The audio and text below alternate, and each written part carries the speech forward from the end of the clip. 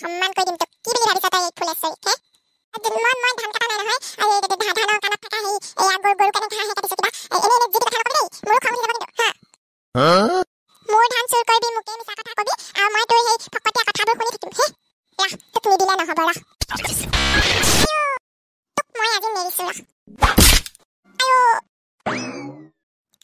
এজনী মস্ত জোৰ আছে দেখাতে কিনমিন এজনী